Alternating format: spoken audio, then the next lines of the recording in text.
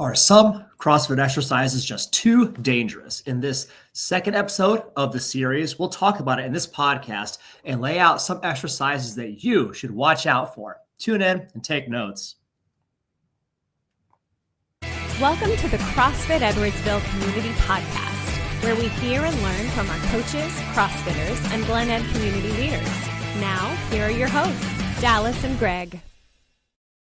Some people have heard that some exercises are just super dangerous. And there's a lot of mystique and black magic and a lot of hype out there that's just not true. And there are certain things that absolutely are true, because some exercises, the rate of the risk definitively outweighs the benefit or the reward of doing those exercises.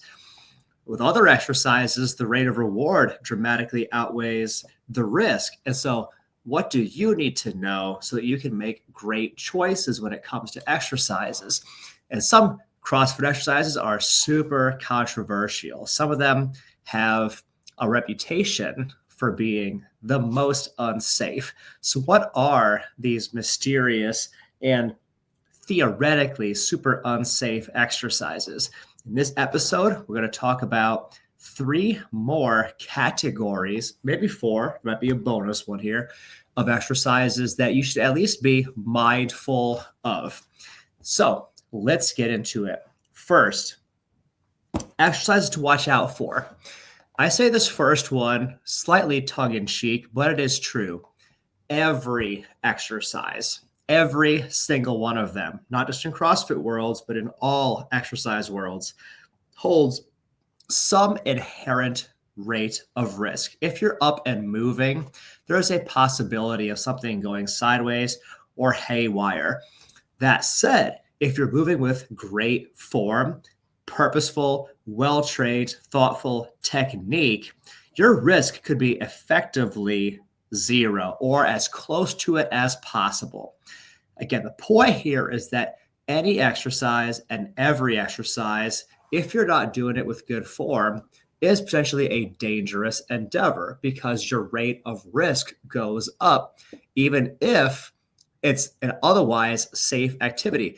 Going for a walk could be a very dangerous activity if you don't pay any attention to where your feet are landing. You could easily roll an ankle, step on something and hurt, twist your ankle, be very easy to happen. So that said, a prerequisite to any conversation about this is that you should always, at all times, for all seasons, be very mindful and thoughtful about your form and your technique. And if you need help with form or technique, that's where you probably need a coach to help guide you along, because every exercise under the sun holds some inherent level of risk.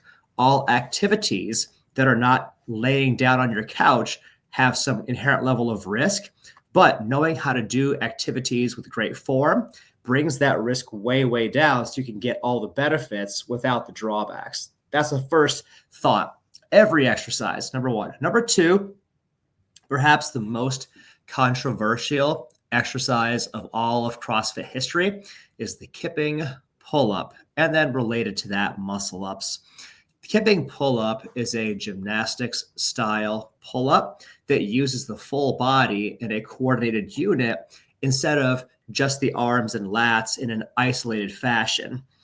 What's kind of neat about this exercise and the upside, the benefit to it, is that most real life applications of exercise, most real life translation of the work you do in the gym is full body stuff. And doing a set of exercises where you isolate body parts doesn't typically translate to your everyday life very well. Real functional exercise is universal and translates to real life. And kipping pull-ups are an exercise that better translates to the actuality of climbing mechanics if you're trying to climb over a thing. That's the upside to it. But it's true that kipping pull-ups could be a riskier activity if you don't first have the proper prerequisites. And any coach worth his salt will tell you that you should develop strict pull-ups, strict chin-ups before even attempting pull-ups. This is just a good general principle because you want to be strong and stable in that vertical pulling movement before adding a lot of momentum to it. This is just a good general principle, a good idea. And any good CrossFit coach, like the ones at CrossFit Edwardsville, they will champion this on your behalf. They'll make you work on strict strength first because it's like having a good prerequisite that does make you definitively safer so that in future you can introduce kipping pull-ups and get the maximum benefit from them. That said, you don't have to do kipping pull-ups or muscle-ups at all ever. There's a guy who's a part of our 5 a.m. class who's active duty, military, active duty, armed services, and he just prefers doing strict pull-ups, strict chin-ups, and nobody gives him a hard time about it. Why? Because those are also great exercises. It's his preferred way of doing pull-ups, and we all respect it. That's what Freddie likes to do. We let Freddie do his style of pull-ups. You don't have to do kipping pull-ups at all ever. So if that's a concern of yours, hopefully that brings you some reassurance. Number 2, kipping pull-ups. Number 3, the sumo deadlift high pull. Real quick, as we get into discussing this potentially dangerous exercise, the sumo deadlift high pull, I want to really emphasize that this is far less deadlift and far more high pull. Because if you're not familiar with this exercise, there's a good chance that you hear these words and your mind fixates on the deadlift part.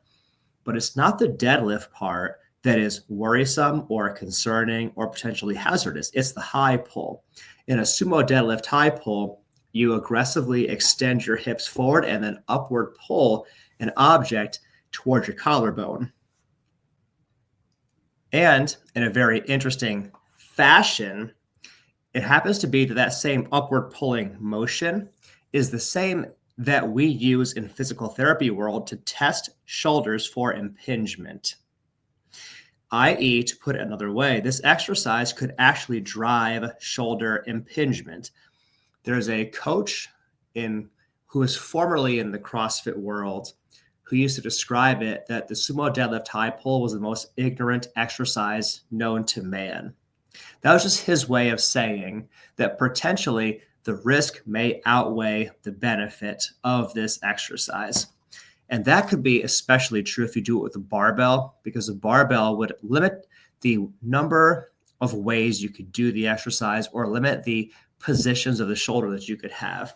So maybe this exercise is a little bit more dangerous. The good news is there are ways of doing it in a safer fashion, especially if you use like a kettlebell for a sumo deadlift high pull.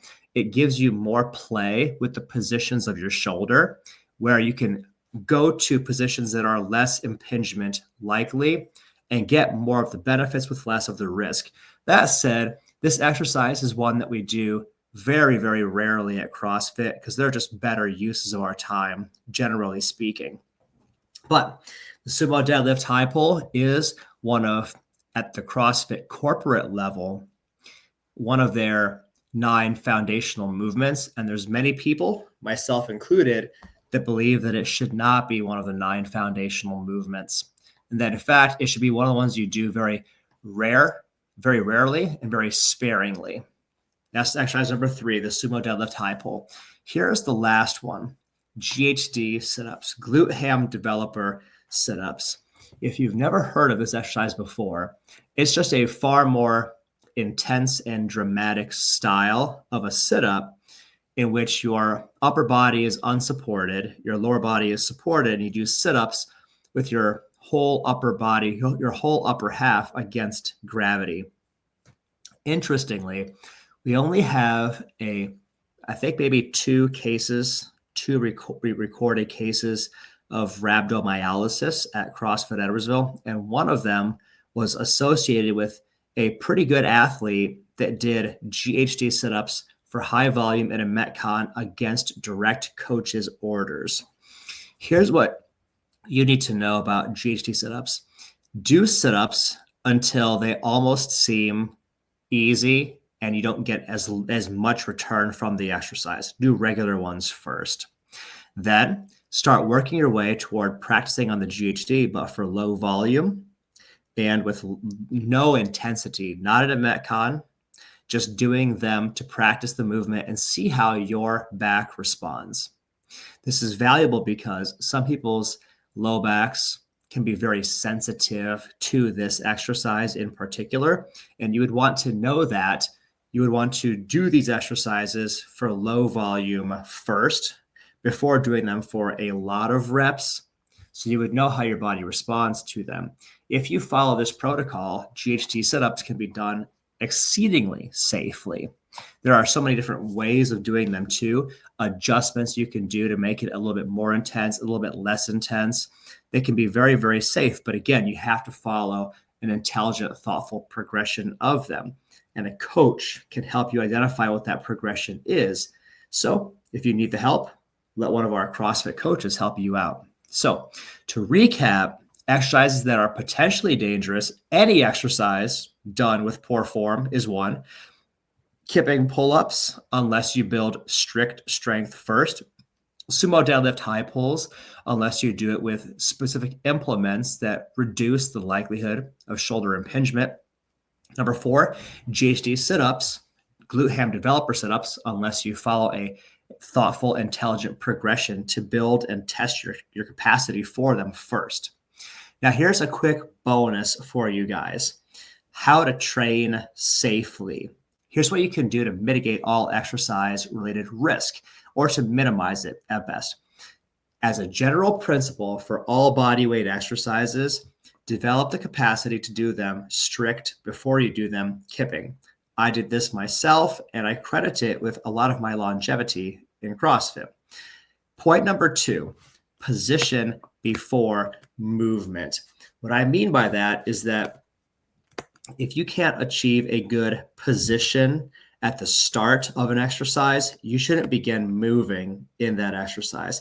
Always get into a good position first before initiating movement.